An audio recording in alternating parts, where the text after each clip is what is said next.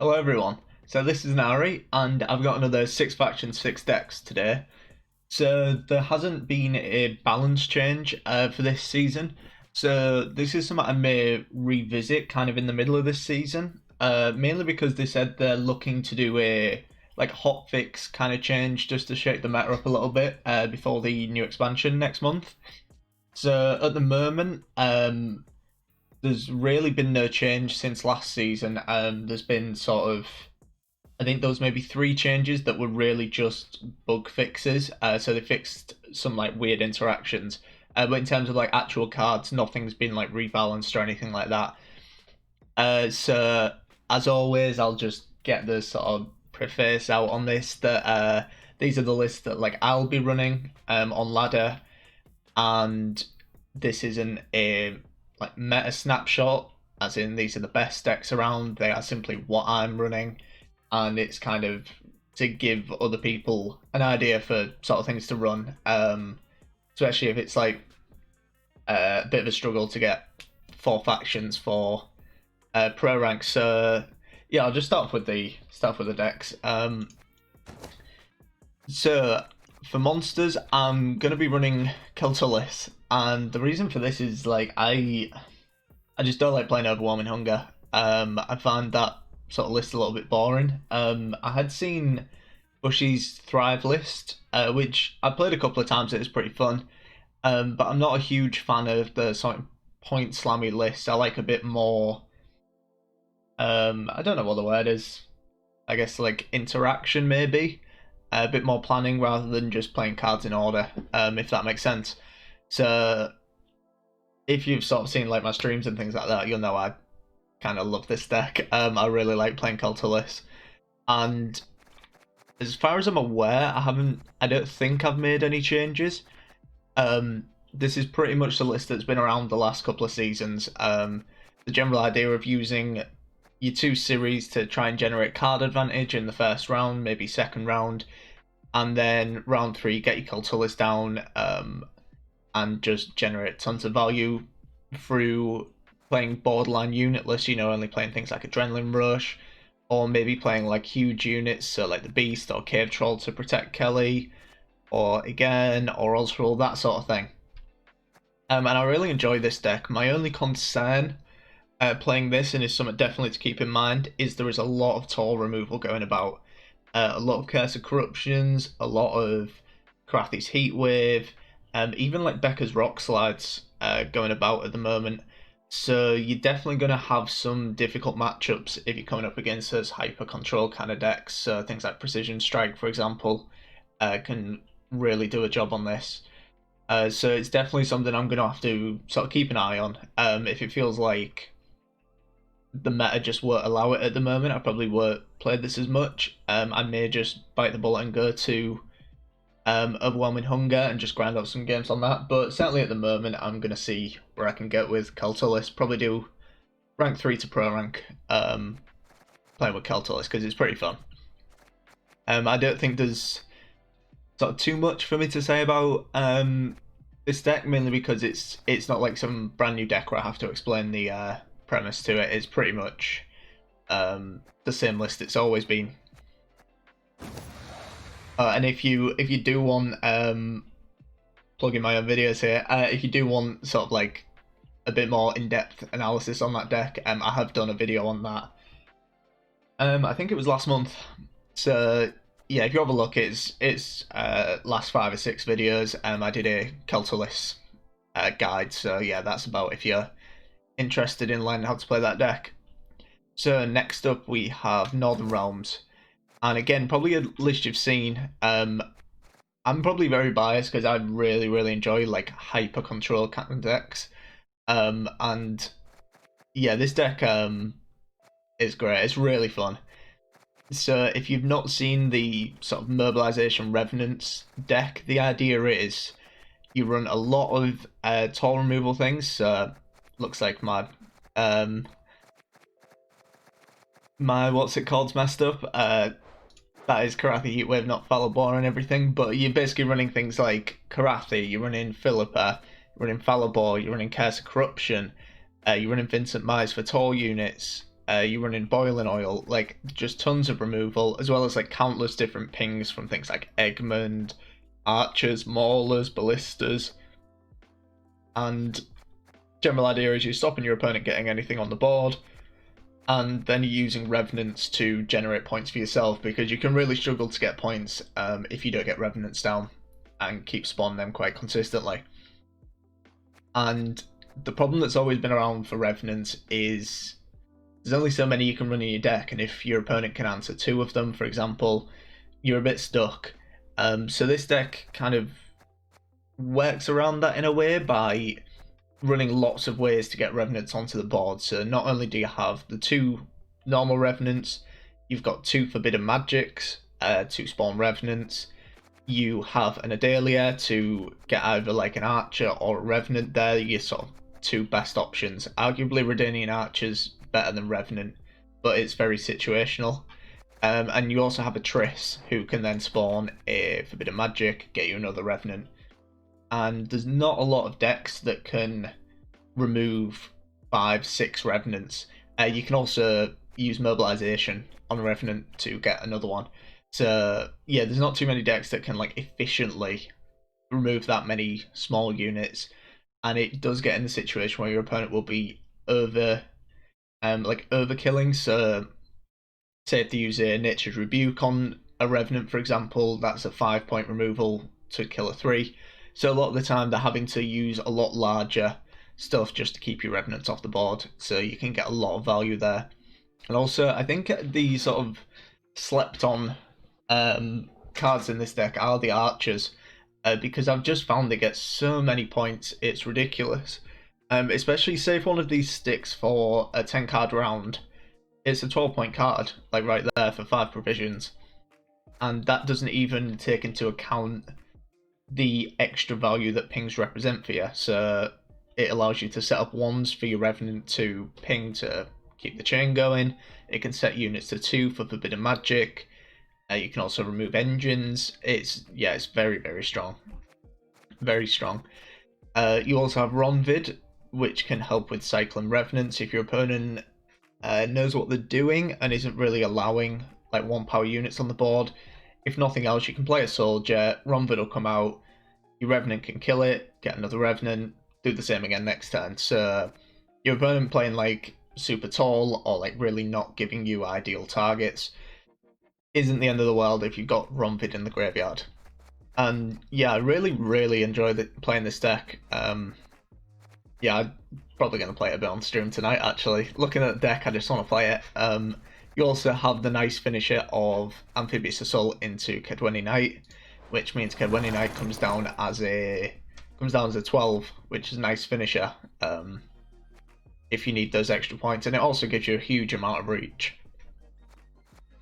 So that's that list, and yeah, arguably probably a bit biased there, but I really enjoy that list. And then we got Nilfgaard. So Nilfgaard, don't know how to feel about it at the moment. They're not in a great spot, and in all honesty, I don't think I'll really be playing them that much this season. Probably just give them another pass. But I may try it for a few games purely because I just really want to get the Kahir, Lethar's copy, Kahir and Yennefer, boost the whole board, gives you a huge Kahir. I want to try that out. So I'm gonna run this. This is kind of something I threw together, and it like quite literally is a pile. And yeah, I'm gonna see how it goes.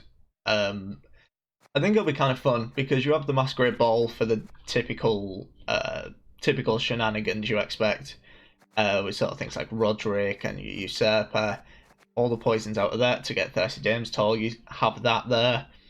The typical sort of 4 provision cards you'd expect, so Fangs, Tiny Joust, Magna Division, Van Molehem Hunter, and then this combo of Kahir, Fion to protect it, and then Lether to copy Kahir, and then Yen to boost everything on the board, and Kahir will also gain the boost of all your opponent's units. So say if your opponent has 5 units, and they all get boosted by Yen, so they get boosted by 10 in total. If you have 2 Kahirs down, they'll both boost by 10. So in effect you get a net gain of 10 boost, if that makes sense. It's in effect like doubling yen. I could go like absolutely all out and run something like a Sienna and to like sort of double the yen, which I would consider. I would probably cut Usurper to put in a Sienna, but I think the deck's already.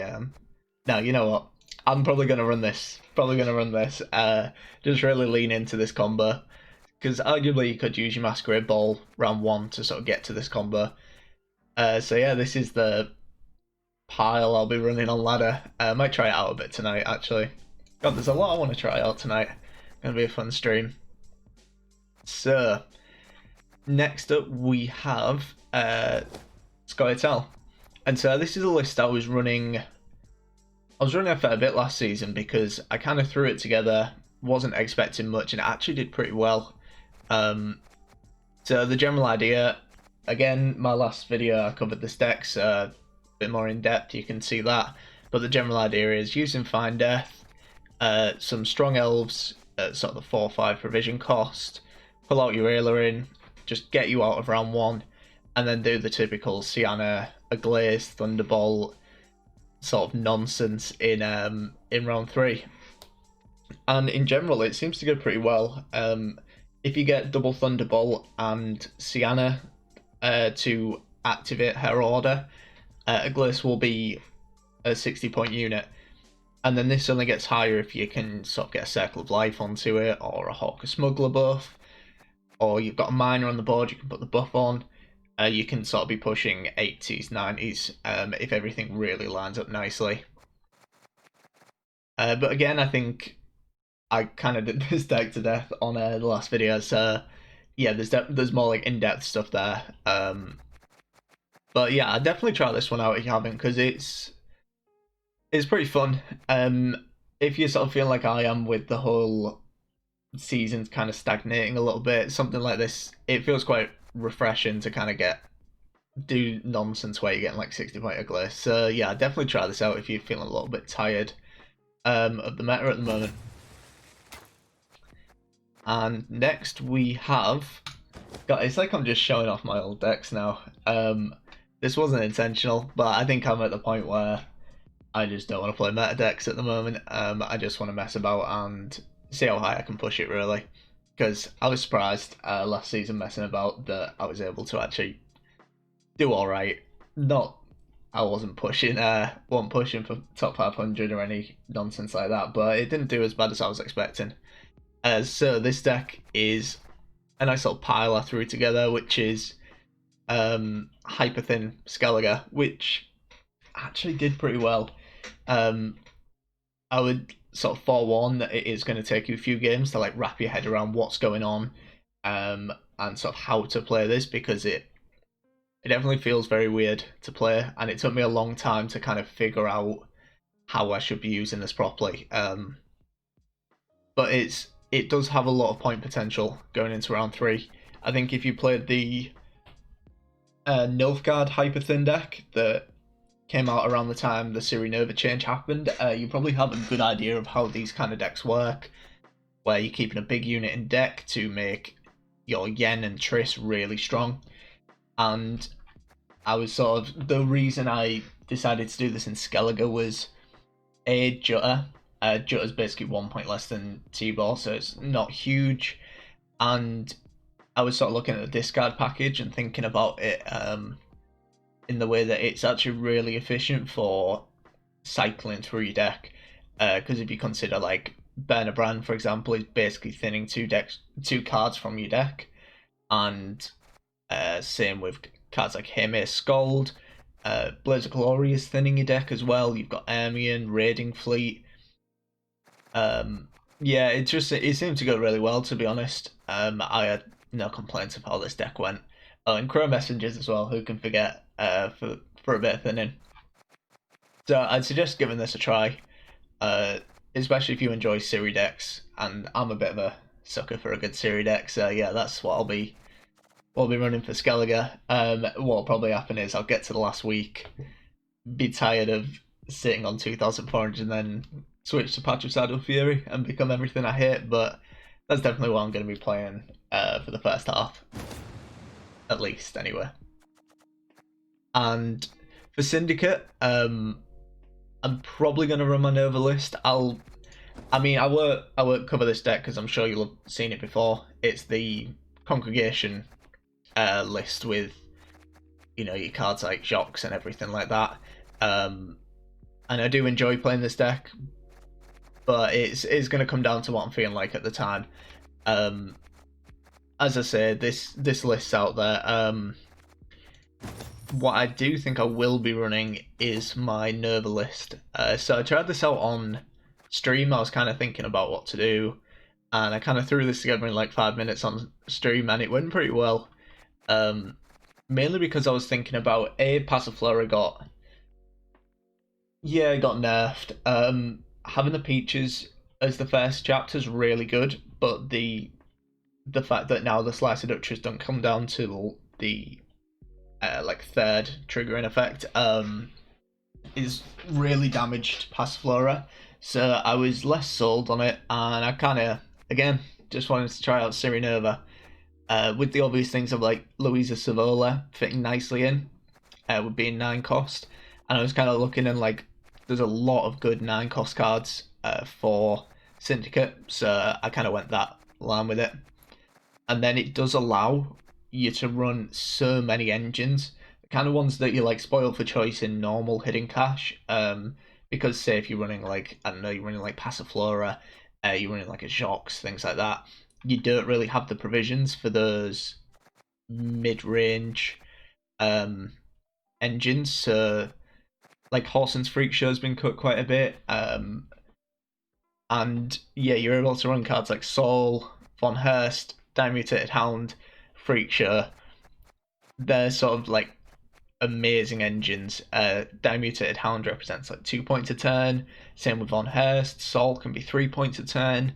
Orson represents something your opponent has to remove because you can very, very quickly remove units from the board because you have a fair bit of coin generation. And then we have the typical things you'd expect in normal hidden cache, so like Vivaldi's Bank, Kim K, Javed, Flying Redanian, Adriano the Mink, double Peaches. We do have a single Mutated Hounds, double Fizztech, double Trafficker for poison and all those fun things. Urchins and Sea Jackal, and Sewer Raiders for thinning. So yeah, it's not a million miles away from the normal hidden cache list, and that was kind of my thinking was you really don't have to cut a whole lot to really change hidden cache into a Sirinova list, because obviously you're going to miss Passiflora, which is definitely a big card to miss. Same with Jocks, and what was the other card? Philippa as well. So you're kind of having the trade-off of having less of those huge like slam cards and a lot more consistent engines to play. So it plays very similarly to normal hidden cache, but I definitely enjoyed playing it, and it did a lot better than I expected. So that's what I'll be running for Syndicate, and that's a lot. So yeah, I hope you enjoyed the video. I had something to plug. I do have something to plug. Next week, on Friday the 13th, I will be doing... Well, I've just realised it's Friday the 13th when I'm going to be doing it. Yeah, Friday the 13th of November, I'm doing a 24-hour charity stream. I'm going to be doing it to raise funds for Mind, which is, if you're not from the UK, it's a mental health charity. Yeah, I don't think there's much more to say than that. Very close to my heart, very worthy cause. So yeah, swing by if you're free on Friday or the early hours of Saturday. Going to be playing a fair bit of Gwent. Get the boys in, and we're going to play some like Among Us and everything like that. Probably gonna, yeah, it's going to depend on what I can stomach. But we're definitely going to get like some Hades speed running in as well. Definitely want to get some of that in. So yeah, it'll be a fun time, and any donations would obviously be incredibly appreciated. And yeah, that's all I had to plug. Oh yeah, and subscribe if you enjoy the videos and like them as well. It really helps my channel sort of grow and everything because obviously just starting out. And yeah, that's about it. So I had to do a cut there, just couldn't even speak. Hope you enjoyed the video, and I'll catch you in the next one.